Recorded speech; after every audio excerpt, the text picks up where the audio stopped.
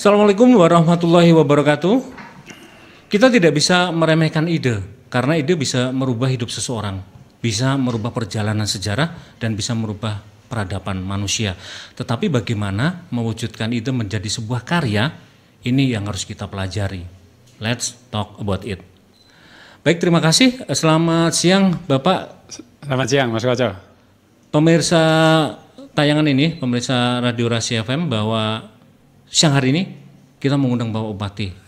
Ini momen spesial banget. Beliau ini sibuknya minta ampun, tapi menyempatkan diri untuk datang ke podcastnya Radio Rasi FM, Bapak. Ya. Nah, Bapak, kita akan membicarakan terkait yang namanya ide. Ya. Nah, ide ini kita pasti, yang saya sebutkan tadi adalah kita pasti semuanya punya ide gitu. Ya. Nah, tetapi nggak ada yang berani eksekusi. Untuk bisa menerjemahkan menjadi sebuah kesuksesan ini kan butuh strategi gitu, Bapak. Nah, yang saya kan pulang ke sini tahun 2018, 2019 itu melihat acara kegiatan namanya itu Bolu Rahayu. Nah, ini pertama kali ketemu dengan jenengan itu adalah menggaungkan yang namanya literasi, gitu, Bapak. Literasi ini kan dari sebagian masyarakat nggak ngerti apa sih literasi itu waktu itu gitu, nggak? Nah, Anda kemudian menggaungkan literasi gitu. Ini ide literasi ini sendiri sebenarnya seperti apa sih, Pak? Sebelum waktu itu gitu. Ya, jadi begini, sebuah negara itu maju kalau sumber daya manusianya maju, ya, sumber daya manusianya bagus.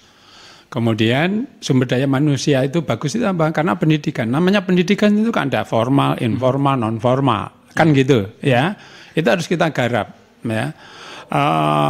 Literasi itu jangan hanya dimaknai tulis menulis aja. Jenengan banyaknya hoak itu karena apa? Karena kita tidak literate, ya, kita tidak literasi digital, literasi keuangan, literasi apapun. Jadi konsep literasi itu jangan dianukan literasi dalam artian yang sempit, tidak. Tapi begini Mas Koco, kan gini, perubahan itu ada seorang ahli mengatakan perubahan itu perubahan peradaban itu karena ada 3 hal, ya. 1, ya. Karena apa? Karena interaksi. Ya, Bung Hatta dulu bisa mempunyai gagasan-gagasan kayak gitu karena interaksi. Interaksinya apa? Dia sekolah, kemudian ke Eropa, di sana kuliah di Rotterdam. Dia berinteraksi dengan begitu banyak. Interaksi tidak harus dengan orang, tetapi membaca buku dan seterusnya. Itu kan dialog dengan pengarangnya. Timbul ya perubahan-perubahan pilihan pikirnya. Bung Hatta kalau tidak sekolah, pasti tidak seperti itu. Bung Karno juga begitu. Ya, interaksi dengan berbagai orang. Dulu mondok di Cokro Aminoto di Surabaya, ya, mendengarkan orang-orang diskusi dengan Cokro Aminoto. Cokro Aminoto dulu muridnya ada 3, tapi lain-lain caranya. Ada Muso, ada Bung Karno, ada Kartosuwiryo, semua muridnya Cokro Aminoto. Tak satu yang jadi DITI, yang satu dari komunis, yang satu jadi nasionalis seperti Pak Karno. Itu interaksi. Nah, oleh sebab itu Mas Koco, yang kedua setelah interaksi apa? Ya, yang kedua itu perubahan itu karena teknologi, ya. Coba bayangkan sekarang ini gadget HP panjenengan itu bisa untuk apa saja, merubah tatanan kehidupan, yaitu teknologi.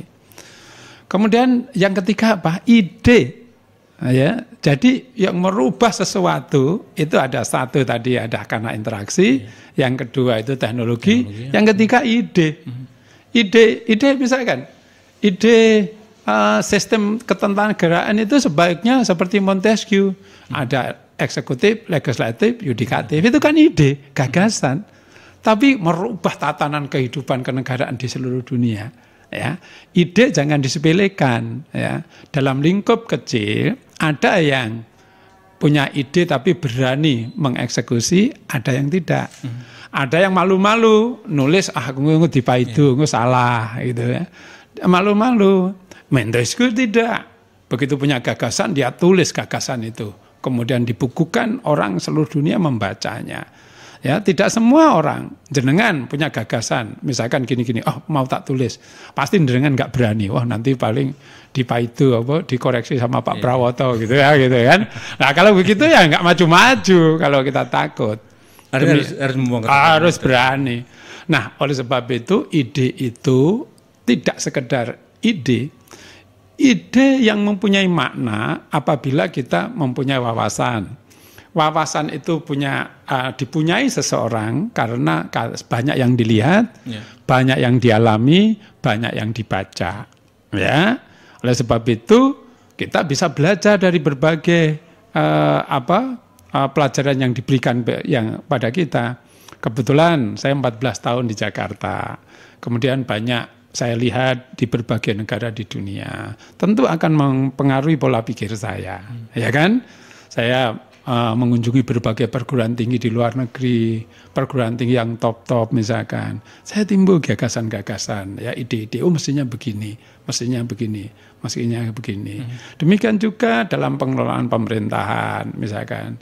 Saya belajar reformasi birokrasi di berbagai tempat, di Korea Selatan, di ini. Oh begini ya, begini ya, begini ya. Saya juga ngajar, ya.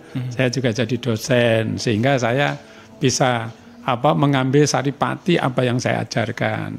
Ya, saya kebetulan ngajar jurnalistik, ngajar kehumasan, ngajar sistem perencanaan, manajemen teknologi, ya, dan macam-macam. Ada memberi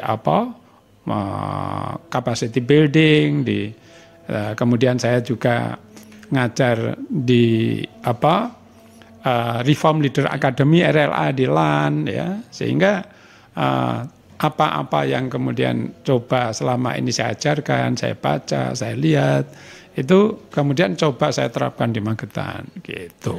Pak, kalau dari ide literasi sendiri yang bisa karya yang bisa fenomenal dan dinilai berhasil itu seperti apa di Magetan sendiri? Ya begini, dimulai dulu ya, saya mulai dari ini.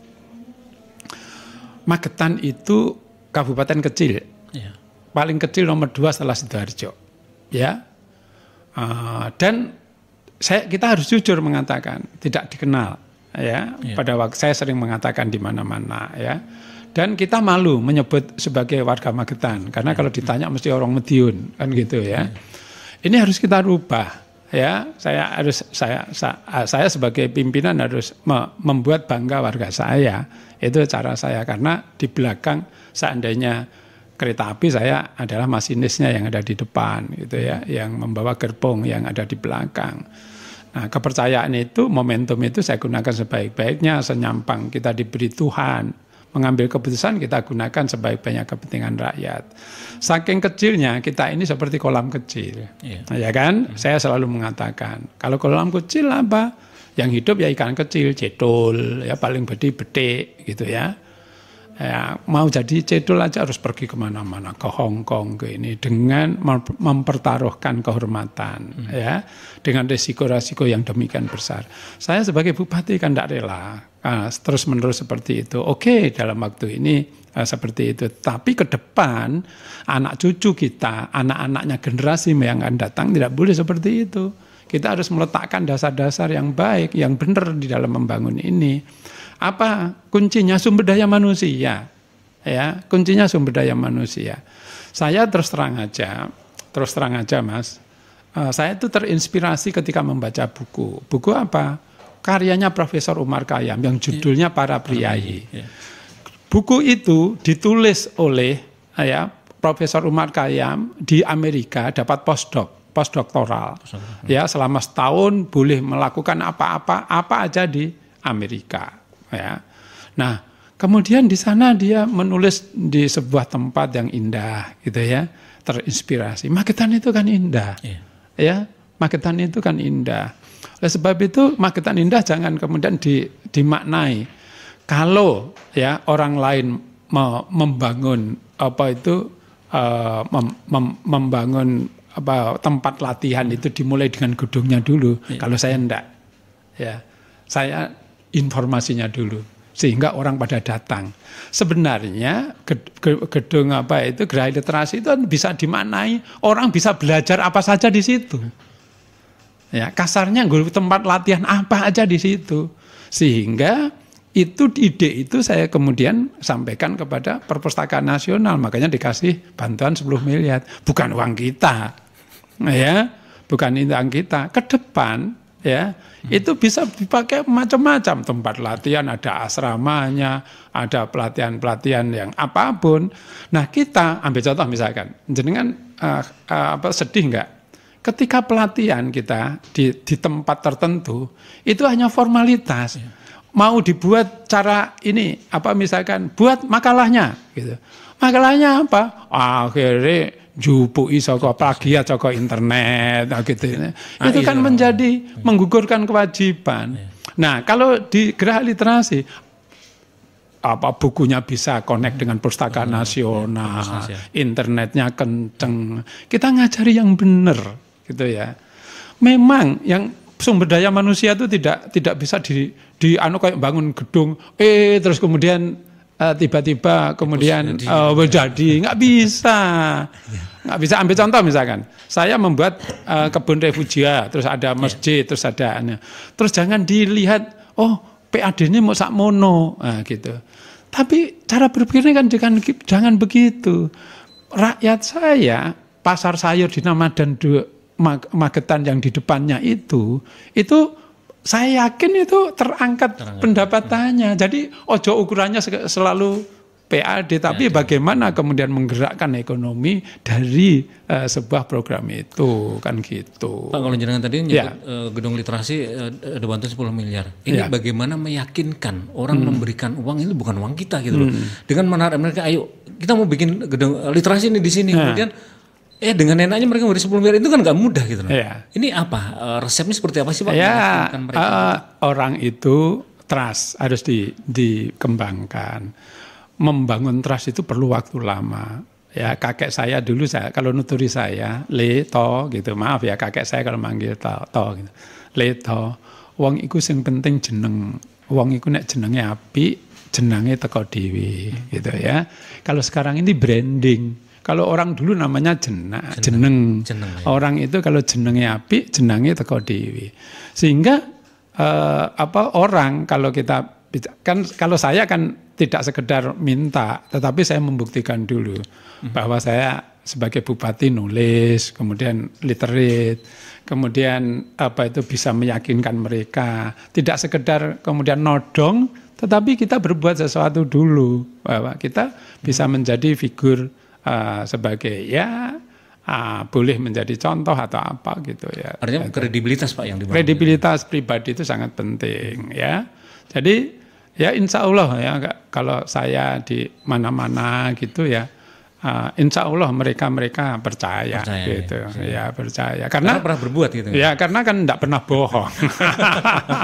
Kuncinya ini Pak yang nggak pernah bohong. Iya nggak pernah bohong, apa adanya. Orang itu punya niat baik Mas Koco, itu yang membela bukan kita ya, kita diem aja, nanti orang lain yang bela gitu. Ngapa saya menghabiskan energi? Kalau orang punya niat jahat, itu kalau ada masalah bingung nutupinya. Ya, sebaliknya kalau kita punya niatnya baik, itu yang membela orang banyak.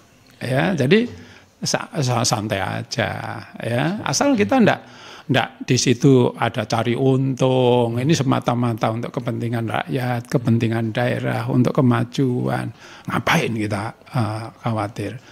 Gandhi pernah mengatakan begini, ya, orang yang berbuat itu ada dua kemungkinan, berhasil dan tidak. Ya. Dan gagal. Jadi orang yang berbuat itu ada dua kemungkinan, berhasil dan tidak. Tetapi kalau orang tidak pernah berbuat apa-apa, ya pasti tidak akan berhasil. Pasti gagal. Pasti, tidak pernah berbuat. Ya. Nah, gimana mau berhasil? Ya. Pak, kalau tadi kan gedung literasi, ini kan ada satu lagi yaitu UNESA nih Bapak. Nah, itu meyakinkan. Nah, ini kan ada hubungannya, ya. Jadi tidak tiba-tiba saya meyakinkan UNESA gedung literasi muncul. UNESA kan kemudian, Pak Prawoto dipercaya ya sama Perpusnas saja dapat kayak gitu. Itu adalah salah satu kepercayaan seseorang. Ya, jadi orang itu Mas, kalau sudah dipercaya, ya mohon maaf ya, bohong aja dipercaya. Ya gitu. Tapi berdarah-darah menjadi orang dipercaya itu gitu. Tapi kalau orang itu sudah tidak dipercaya, mbok bener aja nggak dipercaya. Ayo percaya saya. Ya, tinggal pilih mana. Ya, kalau saya milih menjaga kepercayaan itu gitu. Nah, mau cari apa sih? Ya seperti saya tanya tadi, kalau kita namanya baik itu ya jenenge teko dhewe. Wong mangan ya sego sak piring ora golek opo gitu ya. Tapi kan udah bergaining Pak. Oke, taruhlah kayak UNESA gitu. Dia kan pasti berpikir mungkin bisa 1000 kali karena kota lain juga ini menginginkan mereka. Menginginkan Bojonegoro itu jujur aja Pak Rektor kan sering mengatakan sendiri itu ditawar 50 miliar 50 hektar dengan bangunan Blitar, belum Tuban, belum ini, tapi memilih Magetan. Kenapa? Ya karena kan komitmen pimpinan daerah tidak sekedar minta, kedepannya kayak apa gitu ya. Oleh sebab itulah Mas, ketika ada ya saya dengar ada orang yang nggak setuju ya, saya jalan aja. Tapi orang niat baik itu kan selalu Tuhan yang menunjukkan jalan. Ya alhamdulillah mereka masih percaya kita ya, dan saya yakin suatu saat, ambil contoh ya, kalau kita flashback ke belakang, kalau saya misalkan berhenti karena dikritik orang di ini, ya saya tidak berbuat apa-apa.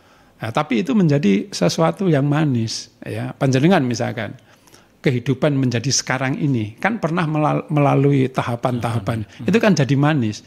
Tapi nek kon baleni ya moh gitu ya. Tapi itu perjalanan manis, ya. Sepahit apapun menjadi perjalanan manis, itulah warna ya.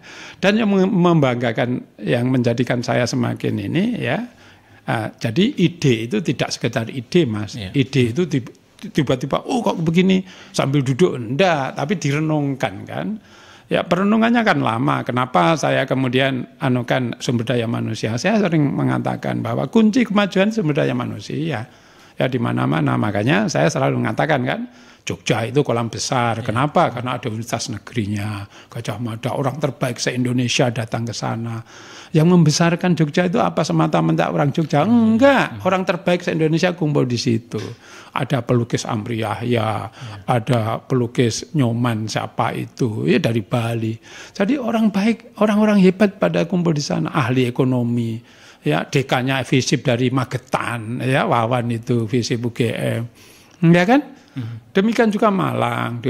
Nah, Magetan ini enggak menjadi kolam kecil. Kenapa? Orang-orang terbaiknya keluar. Kenapa? Enggak ada pendidikan tingginya di sini. Oleh sebab itu, saya pertama kali saya yakin bahwa inilah kuncinya. Nah, sebab itu saya ke sana. Istilahnya Pak Dahlan, kalau Magetan itu enggak punya dewa dan naga, harus membuat dewa dan naga. Dewa dan naganya apa? Ya UNESA itu salah satunya. Orang biar datang ke sini. Ya coba bayangkan, saat ini baru dibuka jalur mandiri yang mahal aja, ya itu yang daftar sudah 62 kabupaten kota se-Indonesia. Ya kenapa? Karena yang mau masuk ke UNESA itu 70.000 lebih. Jurusannya yang dibuka di sini adalah jurusan-jurusan yang peminatnya bagus. Ya, jadi kayak komunikasi, hukum, ya, informatika, ilmu olahraga. Itu kalau bersaing untuk masuk di Surabaya ya berat. Ya makanya pilihan pertama ya UNESA yang ada di Magetan. Itu sudah 62. Coba dibuka jalur misalkan tes, jalur apa? Jalur apa?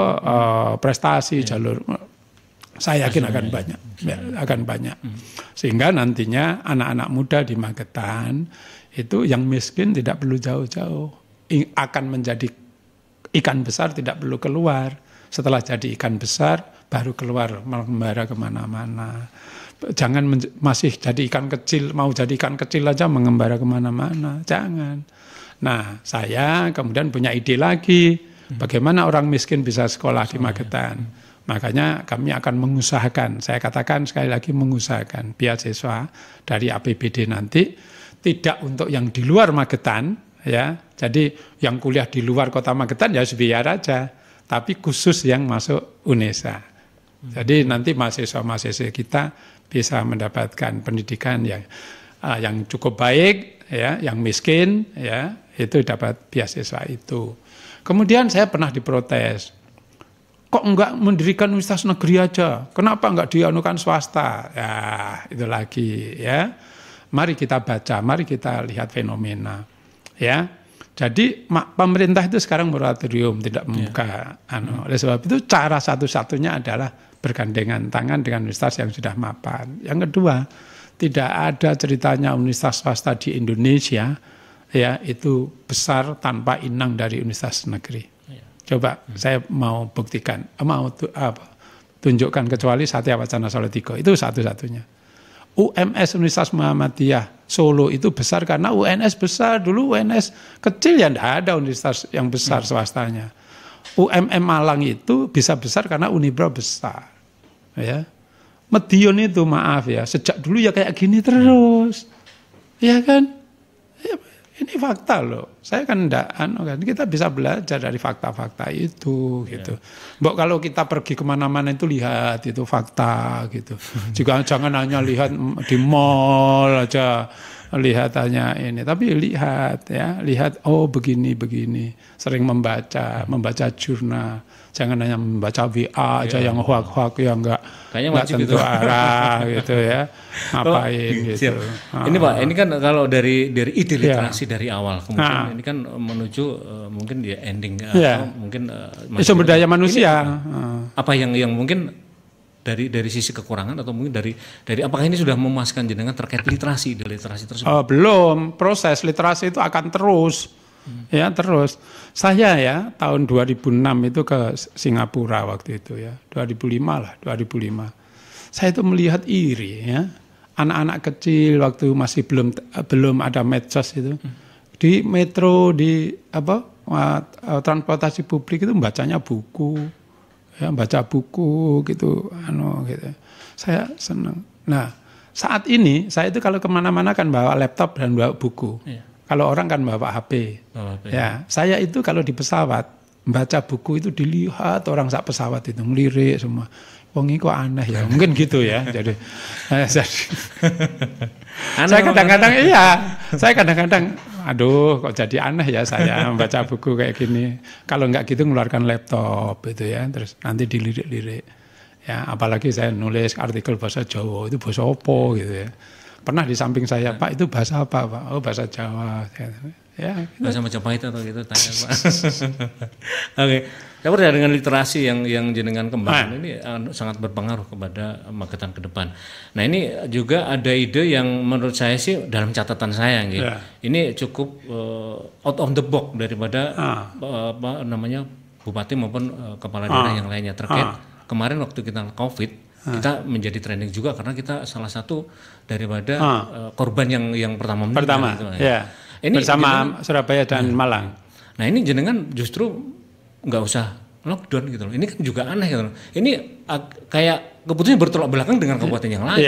Ini ide seperti itu apa yang mengaruhi jenengan mengambil? Ya karena saya banyak membaca. Bahwa penyakit menular. Saya kan hanya membaca begini ya. Bahwa tahun 1918 pernah terjadi pandemi kayak gini yang namanya flu Spanyol. Itu sama dengan COVID ya.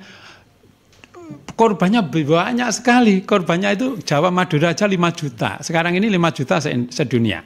Ya kan? Kan gitu ya. Saya membaca ya, oh begini. Jadi dengan membaca itu kemudian saya bisa berpikir oh dulu belum ada vaksin, dokter belum ada, ya. Waktu itu Belanda apa caranya? Jendelanya suruh buka, ya. Kemudian tidak boleh interaksi, sekaten di Solo dilarang karena banyak kerumunan, gitu. Jadi dari situ, oh begitu. Flu Spanyol itu kemudian karena tidak ada vaksin, korbannya banyak. Orang yang kemudian selamat jadi imun, ya, kan gitu, ya orang yang selamat jadi imun, ya karena apa? Karena sudah kena virus tapi tahan, kan gitu, jadi imun sendiri. Nah kita waktu itu kemudian ketika terjadi pandemi, saya katakan, enggak boleh ya. Enggak boleh kemudian kita lockdown, kemudian rakyat saya makan apa? Ya, sedangkan penyakit ini ya penyakit menular, tapi menularnya kan karena mobilitas. Ya, dan kemudian ini sekitar 10 hari itu sembuh, akan berhenti. Nah, oleh sebab itu yang di lockdown adalah orang yang sekitar itu. Makanya di Mojopurno dulu saya tidak begitu saya kena pertama, lainnya kan sudah gupuh ya. Saya lockdownnya apa? Lockdownnya ya di RT-nya aja. Ya, saya di RT sana saya isolasi. Ya, malahan ada kan di Kota Magetan saya isolasi di situ aja, saya di demo. Ini kan masih ada itu di apa? Ya di YouTube itu kan jejak digital itu kan enggak bisa dibohongi ya. Jadi di demo ini ya. Ya, marilah kita setiap pengalaman itu mencerdaskan kita ya, Dan saya diskusi sama anak saya. Anak saya yang kebetulan master kesehatan dari Belanda diskusi sama saya. Saya telepon malah jadi relawan kan anak saya di Banten. Pak, nanti akan terjadi gini. Bapak gini gitu. Saya diskusi sama anak saya. Saya beruntung. Ya oleh sebab itu Bukovifah waktu itu kemudian sampai menjuluki lockdown ala Magetan kan gitu ya. Hanya sayang saya waktu itu, dan itu fakta kan. Rakyat saya enggak boleh loh waktu itu dicegat yang dalan gak untuk melebu ya gitu ya. Enggak boleh lain dan kemudian ya sampai saya diuju-ujui kan, termasuk jenengan yang uju-ujui saya. Pak, ganti Pak, orang lain jangan boleh masuk Magetan gitu ya. Kayak bocah cilik. Kayak bocah cilik enggak boleh lah bernegara seperti itu, enggak boleh. Berpemerintahan begitu enggak boleh. Ya, karena apa? Karena suka tidak suka, walaupun ya sepanjang orang masih bisa bergerak, itu pasti akan ketularan ya. Wong waktu itu penerbangan masih, orang masih bisa ini, ya gimana mau nahan ya. Jadi itulah Mas Koco. Kemudian COVID-19 saya maknai ya tidak hanya sekedar COVID, tetapi mengingatkan saya sebagai bupati bahwa fasilitas kesehatan di Magetan itu kurang. Oleh sebab itulah kemudian saya membangun rumah sakit di Lembean, rumah sakit di Panean. Ini tadi saya habis diskusi. Ya, tahun ini selesai yang gedung C yang belakang. Nanti tahun depan mulai gedung A di depan, dan insya Allah nanti tahun 2026 bisa selesai. Dan kemudian sarana prasarana kesehatan di Saidiman kita lengkapi. Di sana ada mesin oksigen, ada ruang operasi negatif. Kemudian lab kesda saya pindah di depan ya. Supaya mengingatkan kita semua bahwa COVID menjadikan kita sadar bahwa sarana prasarana kesehatan harus kita reposisi kembali. Itu ada ide juga Pak untuk menambal kekurangan tersebut seperti itu. Ya. Saya bilang pada teman-teman, ayo sekarang nanti kalau sudah ada rumah sakit tipe D di Panean dan Lembean, Saidiman ini harus menjadi rumah sakit tipe B ya. Harus ada pusat unggulan apa yang mau disampaikan. Tadi saya sudah diskusi, baru aja pagi tadi saya diskusi sama teman saya yang kebetulan Dr. Agus Subagio SPJP konsultan ya, dosen UNER. Teman saya mulai SD, SMP ya, kemarin habis dari sini. Ya, saya minta untuk membimbing misalkan nanti jadi unggul klinik jantungnya atau apalah, tergantung pada nanti dipilih apa yang jadi pusat unggulannya. Artinya jaringan ini sangat penting Pak ya, dengan Iya. Coba bayangkan ya, setiap peristiwa misalkan ya, misalkan rakyat saya kena serangan jantung harus lari ke Surabaya, Malang. Satu-satunya kabupaten yang sudah bisa nangani Tulungagung. Kemarin ada warga kita dari Poncol ya, saya diberitahu terus saya lari ke Saidiman sana, kebetulan teman, kemudian saya bilang saya tanya kepada dokter jaganya, untuk gimana dok ini dok, harus segera Pak, ini penuh Surabaya, Solo juga penuh, Malang penuh, terus gimana? Yang mungkin adalah Tulungagung Pak. Saya telepon Pak Bupatinya ya di sana, terus akhirnya dibawa ke sana dan yang bersangkutan sehat sekarang. Itu harus menjadi pelajaran bagi kita bahwa kita di Jawa Timur ini di Madiun Raya harus bekerja sama antar RSUD menurut saya. Ya. Pak, satu lagi nih Pak, saya Ya. tahu waktu jenengan itu sangat-sangat sangat-sangat banget mepet banget tuh untuk acara yang lainnya. Nah ini satu lagi Pak, ini ide membangun yang namanya kebun raya bambu ini. Ini juga sesuatu yang fenomenal banget sampai dari bukan lagi kelas nasional, kelas internasional. Dari penggiat bambu juga kemudian bersuara di situ, dari bahkan seniman juga ikut mensuarakan hal itu gitu Pak. Ini ide awalnya kan mono bambu di Magetan cukup banyak gitu loh.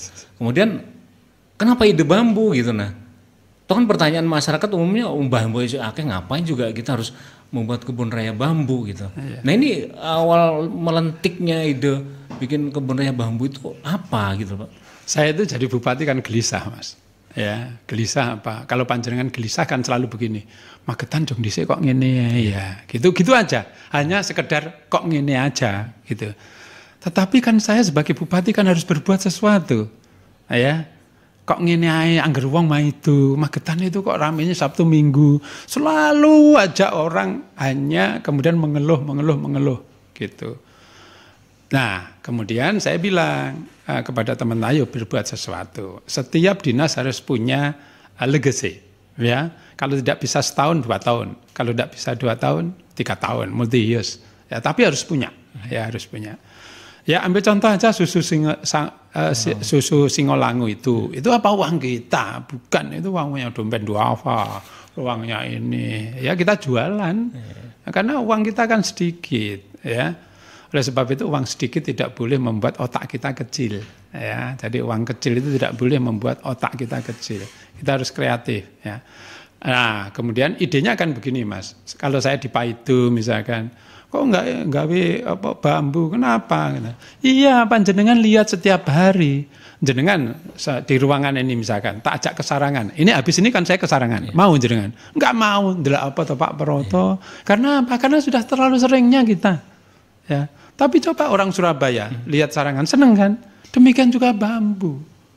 Ya. Bambu itu dijual. Ya. Kalau kita kan setiap hari kan lihat bambu, ya. Tetap. Peralatan kita juga dari bambu. Di bambu. Makanya saya cari apa yang ide, ya, berbuat sesuatu yang lifetime-nya abadi. Kalau panjenengan hanya berpikir instan yang buat apa, ya Mas, tuku apa-apa wong rame habis itu nanti akan ditinggal karena berapa tahun nanti lifetime-nya. Boleh kita taruhan. Ya kan? Tapi kita harus berpikir, kira-kira apa ya? Kegiatan kita, program kita yang seksi sepanjang masa. Ya kan? Iya. Yang seksi sepanjang masa itu apa? Kira-kira. Ya. Dan itu kemudian bisa dijual di mana-mana. Ya, ini kan perlu perenungan gitu ya. Tidak tiba-tiba. Ya kebetulan saya kemudian mulai jadi bupati kan senengannya nanam saya. Ya bukan tiba-tiba kan gitu. Nah kemudian saya punya ide itu, lihat waktu saya di Bogor, loh kebun raya Bogor. Iya ya ini kan yang buat Raffles tahun 1800. Ya punya ide itu, kemudian hutannya masih lebat di Jawa tahun 1800 loh. Sekarang sudah berapa? 223 tahun. Masih seksi enggak? Seksi. Ya. Mulai dulu sampai 223 tahun seksi masih ya. Yang namanya kebun raya yang dibuat Raffles itu. Yang dulu diketawakan mungkin. Ya. Nah oleh sebab itu kemudian terinspirasi kan dengan itu. Kemudian kita nyari. Caranya gini Mas, Kocok. Berbuat sesuatu yang life-nya panjang, kita itu harus mengisi ruang kosong. Ya. Ruang kosong. Oh, ini tempat wisata ini sudah dibuat. Oh, wisata bambu ini sudah ada, Lumajang sama Temanggung. Tapi di sana kan given alam. Ya, hanya satu jenis bambu. Nah, ini kita mendesain kebun raya bambu.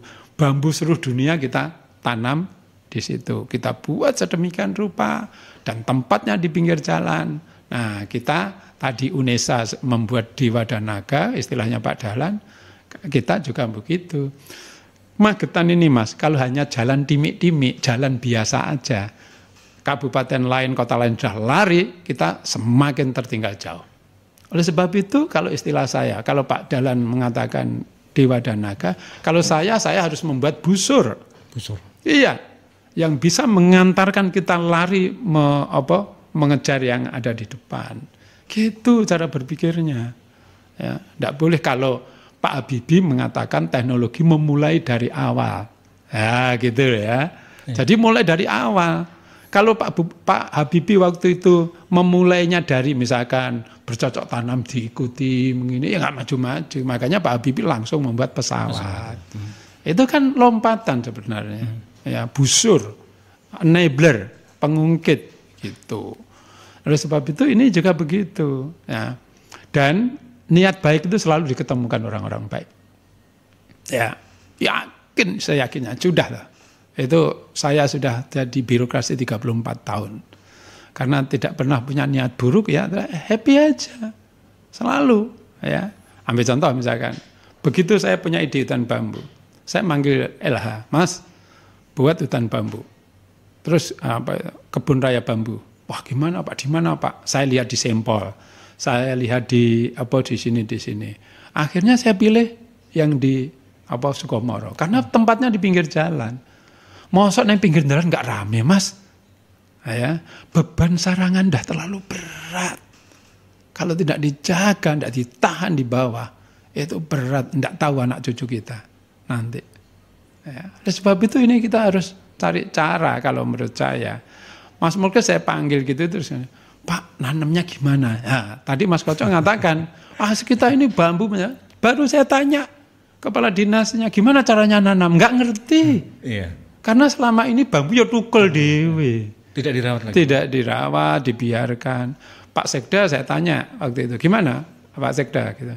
Pak, bambu itu sepengetahuan saya dibuat pagar ya, tukel itu gitu. Nah, gitu semua ragu-ragu.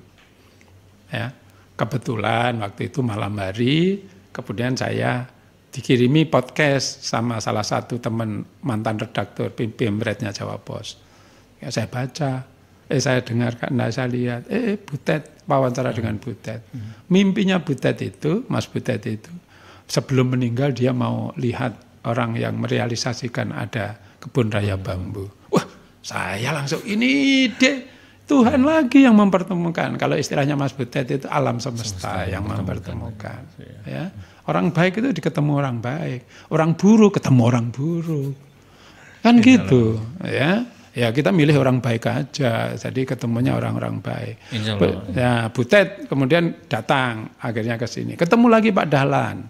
Saya ditanya oleh Pak Dahlan, "Pak Bupati ada ide baru apa lagi?" Ya nggak tahu, ya kenal Pak Dahlan kan mulai tahun 93. "Apa ya Pak ya?" Terus saya sampaikan membuat gagasan kebun raya bambu itu. Langsung beliau mengatakan, "Ini ide kelas dunia Pak Bupati. Saya mau jadi dutanya. Dan saya nanti akan datang kalau diundang." Jadi tak undang Pak Dahlan. Iya, saya akan datang. Datang beliau. Ya. Saya dengar begitu Kementerian KLH ya malah mensupport ya. Jadi kita ini jualan, Mas. Ya, jualan. Tadi terus membuat master plan terus biayanya misalkan 50, itu kan master plan. Ya, kan master plan. Master plan itu mau dibuat idealnya kan kita bisa kan ambil contoh alun-alun Magetan itu master plan-nya puluhan miliar, Mas.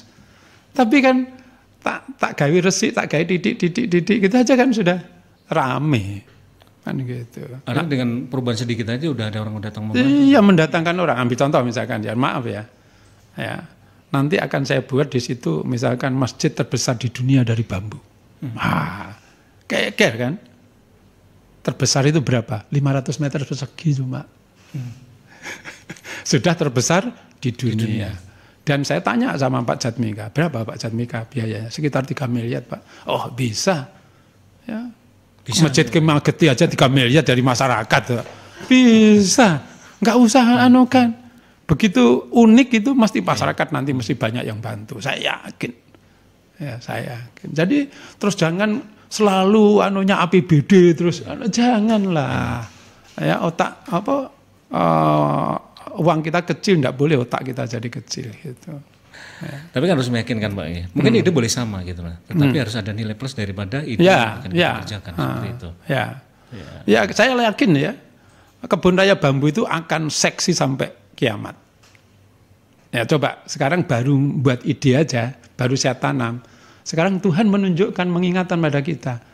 Jakarta adalah kota terburuk udaranya di dunia. Kualitas udara. Ya kan, kualitas udara. Sedangkan bambu itu penyerap CO2 paling bagus dan mengeluarkan O2 paling bagus.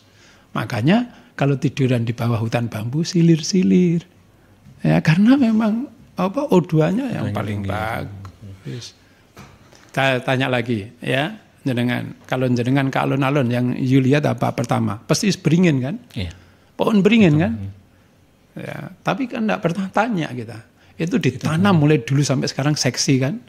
Iya, seksi enggak? Seksi pohon beringin itu. Ya, tapi kita enggak pernah tanya siapa yang nanam dulu. Nah, gitu. Artinya kalau siap. Artinya kalau mau bikin program yang terkait lingkungan hidup pasti seksi. Pasti seksi, percaya saya. Ya, seksi sampai kapanpun. Ya, karena manusia semakin tambah.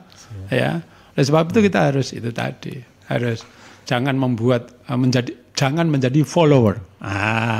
Gitu. Harus jadi trendsetter. Gitu. Bapak, ini satu pertanyaan lagi nih, karena saya yakin ini waktunya juga sudah ditunggu ya. Satu aja. Terima kasih. Saya tidak tanya setelah nanti masa jabatan habis. Nah, ini satu pertanyaan, tapi ada 3 jawaban. Terserah jenengan mau jawab semua atau enggak gitu. Nah, ini setelah tanggal 23 September nanti, ini saya sudah siapkan jawabannya Pak. Apa yang akan Anda lakukan? Yang pertama adalah kampanye. Kampanye literasi maksud saya, kampanye yang lain loh ya. Kemudian yang kedua adalah menulis. Dan yang C adalah ngomong cucu. Nah, ini apa nanti setelah menulis. tanggal 23? Menulis ya jelas saya menulis ya, menulis lebih banyak ya. Kemudian mungkin juga jalan-jalan ya, saya kan senang jalan-jalan ya, jalan-jalan yang selama ini kemudian terkendala oleh tugas ya. Bocoran sedikit aja Pak, nulisnya apa nih Pak? Ya apa aja ya, saya kan setiap minggu nulis ya, apa aja saya tulis ya. Siap.